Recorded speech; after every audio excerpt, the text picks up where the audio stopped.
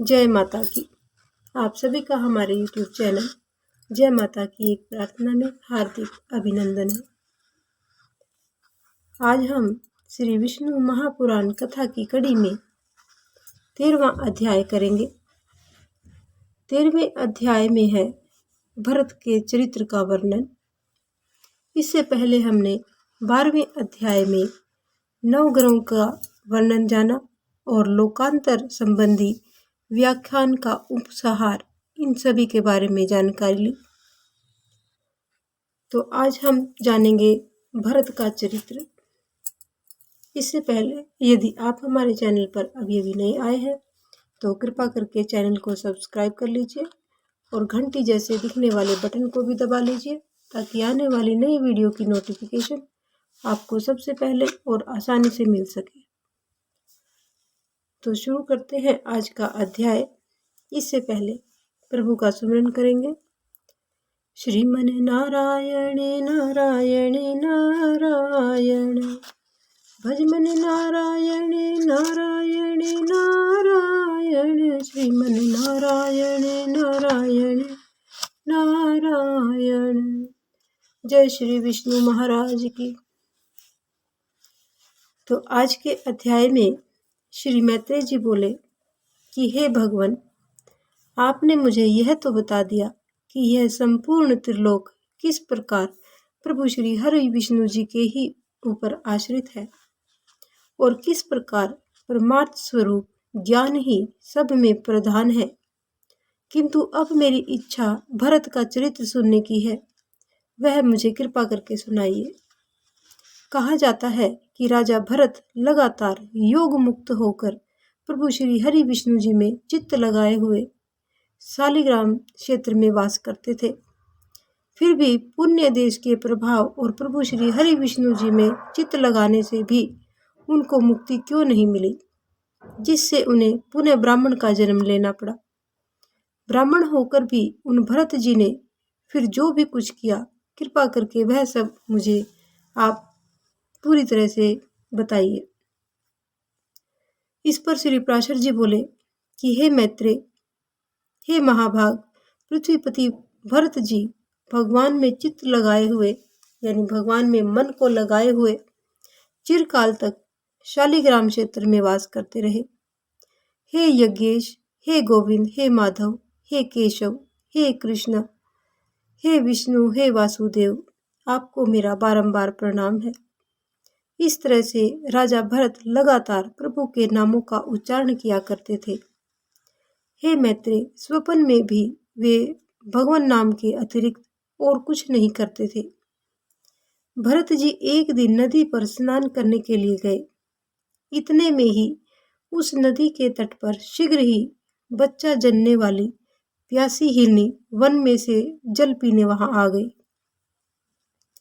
जैसे ही उस प्यासी हिरनी ने जल पीकर अपनी प्यास बुझाई, उसी क्षण वहां सबको भयभीत कर देने वाले शेर की भयंकर दहाड़ सुनाई पड़ी।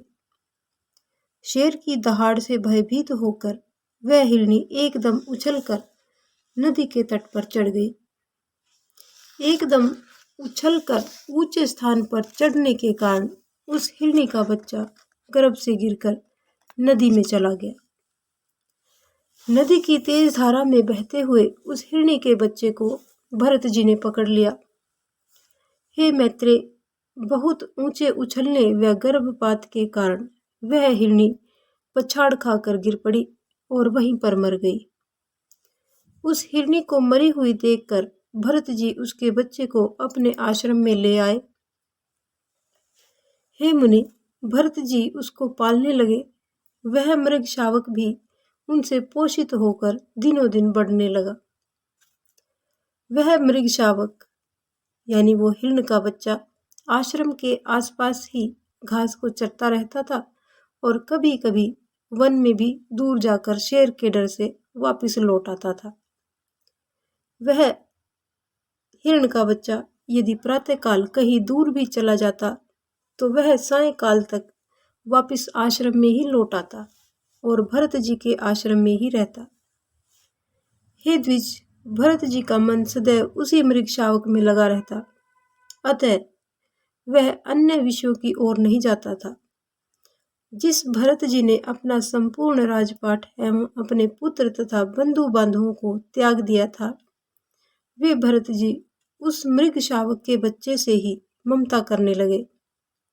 यदि किसी शाम को वह हिरनी का बच्चा वन में घूमकर वापस आने में जरा भी देरी कर देता, तो भरत जी मन ही मन सोचने लगते कि उस बच्चे को किसी भेड़िए या सिंह ने तो नहीं मार डाला, न जाने कहाँ पर चला गया, मेरी प्रसन्नता के लिए उत्पन्न हुआ।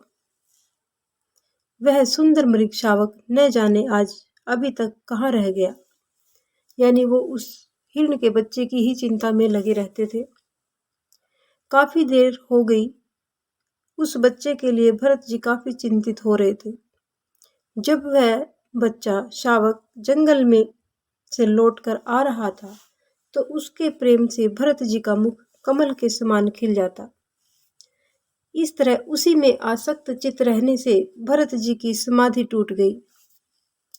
मरते समय भी भरत जी उस मृग शावक को अश्रु भरे नेत्रों से देखते रहे और अपने प्राणों को त्याग दिया। हे मैत्रेय, प्राण त्याग के समय स्नेहवश भरत जी ने उसी में तन्मय रहने से उसके अलावा प्रभु का चिंतन नहीं किया।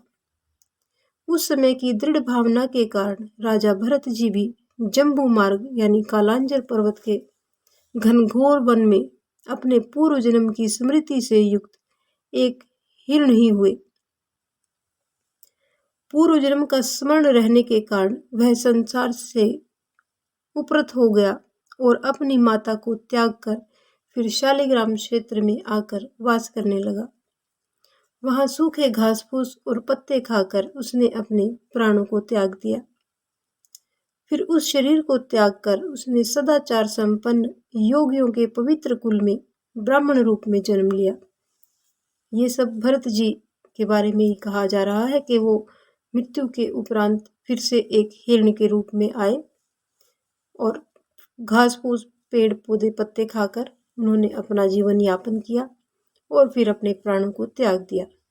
फिर उस शरीर को त्याग कर उसने सदाचार संपन्न योगियों के पवित्र कुल में फिर ब्राह्मण कुल में उनका जन्म हुआ।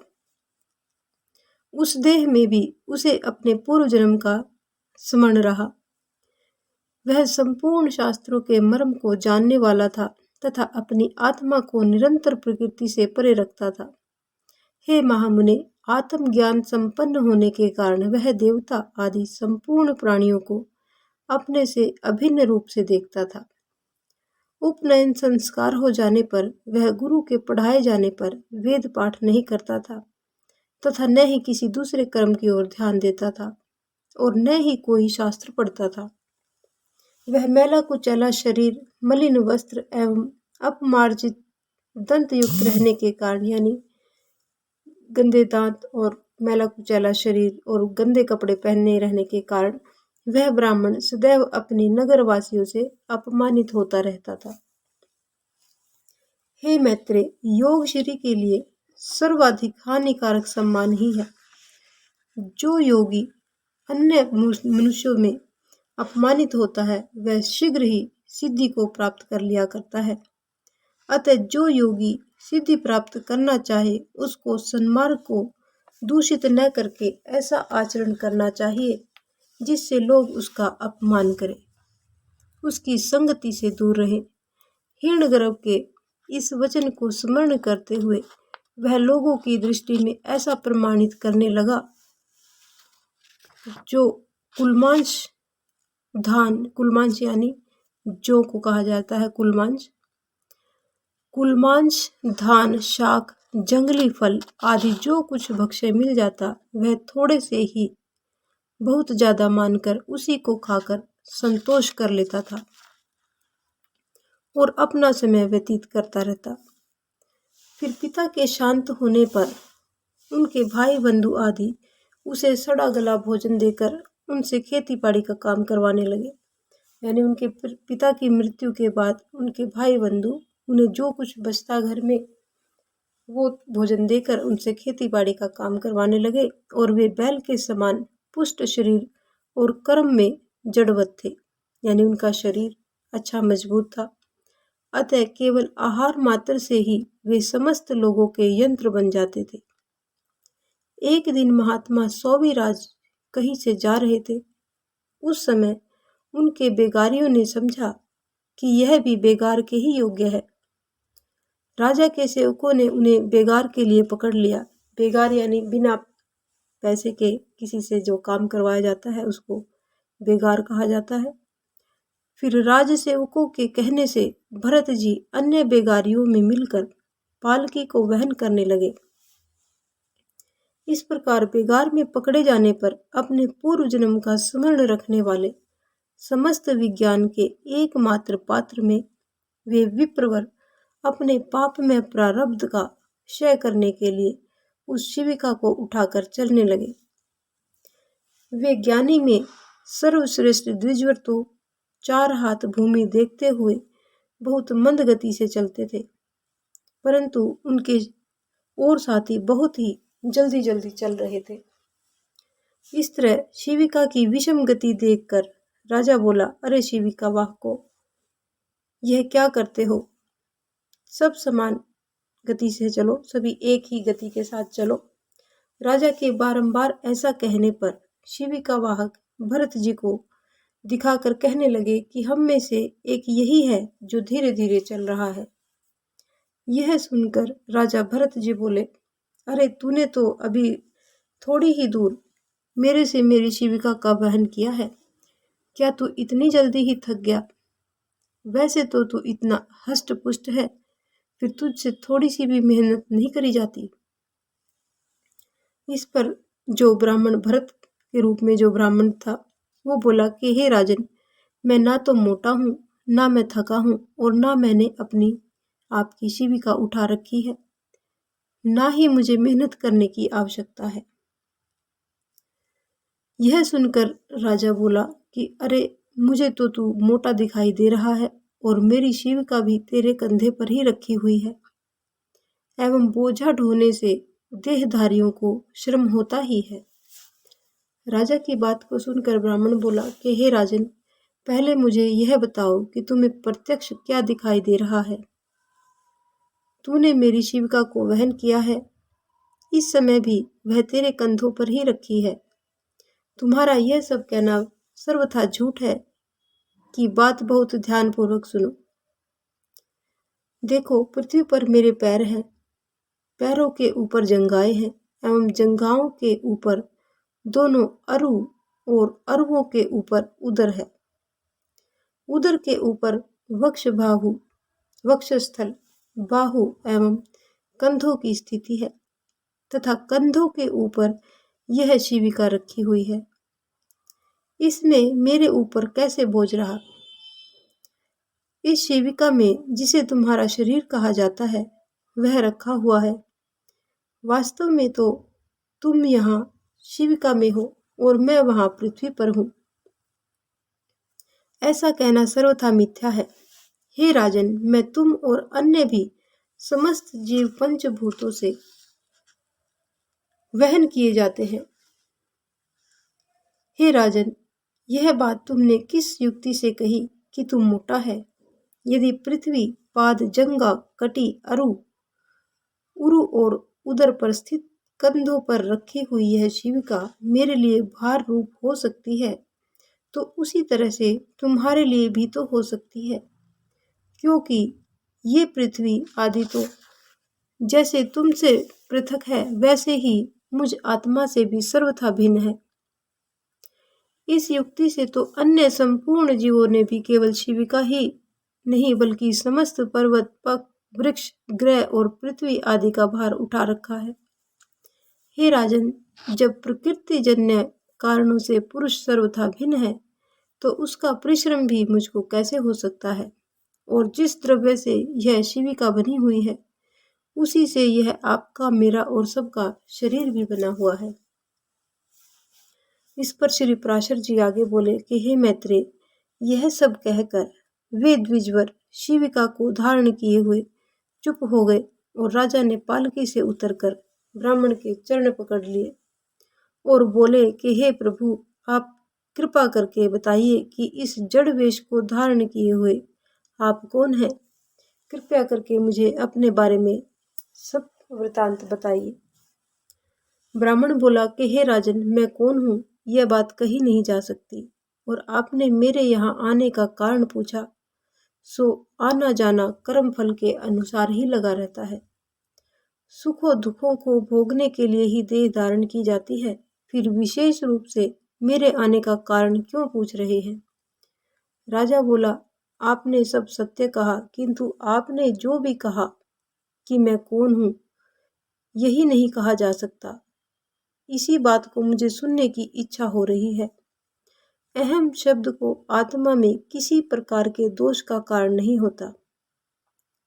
ब्राह्मण आगे बोला कि हे राजन, अहम शब्द का उच्चारण जिह्वा, दंत, ओष्ठ और तालु से ही होता है, किंतु ये सब उस शब्द के उच्चारण के कारण है। अहम मैं तो नहीं, तो क्या जीवादि कारणों के द्वारा यह वाणी ही स्वयं अपने को अहम कहती है? नहीं, ऐसी स्थिति में तू मोटा है, ऐसा कहना भी उचित नहीं है। शिर तथा कर चरण आदि रूप में यह शरीर भी आत्मा से अलग ही है। हे राजन, इस अहम शब्द का मैं कहाँ प्रयोग करूं? हे नृपश्रेष्ठ, यदि मुझसे भिन्न और कोई भी सजातीय आत्मा हो तो भी यह मैं हूँ और यह अन्य है, ऐसा कहा जा सकता था। लेकिन जब समस्त शरीर में एक ही आत्मा विराजमान है, तब आप कौन है, मैं वह हूँ, ये सब निष्फल वाक्य ही है। तुम राजा हो, यह पालकी है, ये सामने पालकी ले जाने वाले खड़े हैं, तथा ये समस्त तेरी प्रजा है। हे राजन, इनमें से कोई भी बात सत्य नहीं है।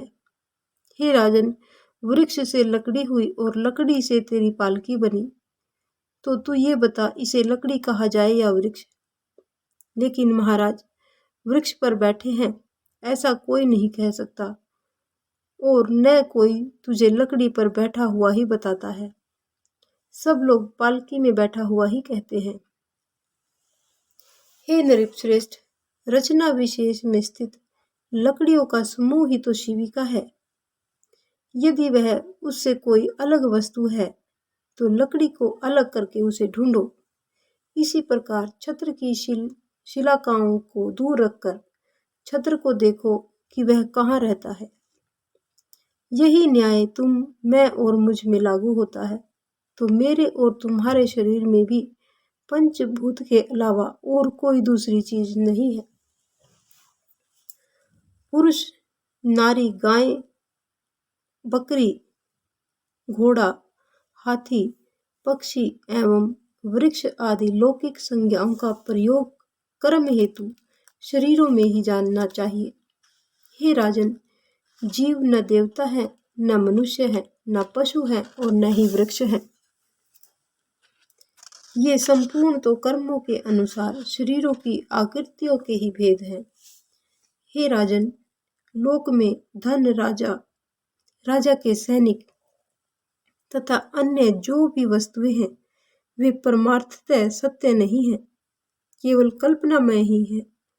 जिस वस्तु की प्रमाण आदि के कारण होने वाली कोई संज्ञा कालांतर में भी नहीं होती, वही परमार्थ वस्तु है।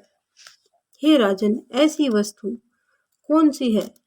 तू अपने को ही देख। अपनी संपूर्ण प्रजा के लिए तू राजा है, पुत्र के लिए पिता है और पिता के लिए पुत्र, दुश्मन के लिए शत्रु और पत्नी का पिता है।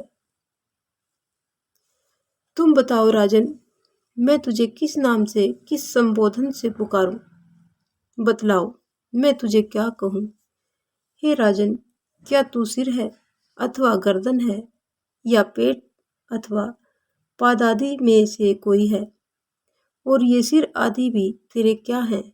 हे पृथ्वीपति, तू इन सबों से अलग है, अतः सावधान होकर विचार करके मैं कौन हूँ? हे महाराज, आत्म तत्व इस प्रकार व्यवस्थित है, उसको सबसे अलग करके ही बताया जा सकता है, तो फिर मैं उसे अहम शब्द से कैसे बतला सकता हूँ? तो ये था आज का 13वां अध्याय। 13वां अध्याय यहीं पर संपन्न होता है। अगला अध्याय 14वें अध्याय में जड़ भरत और सोवीर नरेश के संवाद के बारे में जानेंगे। आज की हमारी ये कथा यहीं पर संपन्न होती है। यदि आपको ये कथा पसंद आए तो एक लाइक का बटन अवश्य दबाएं, और यदि आपको कथा पसंद नहीं आती है तो आप डिसलाइक का बटन भी दबा सकते हैं। इस प्रकार की और भी अन्य धार्मिक रोचक कथा कहानियों को जानने सुनने के लिए हमारे चैनल को लाइक करें, सब्सक्राइब करें और अपने मित्रों और परिजनों में आगे भी शेयर करते रहें। जय माता की।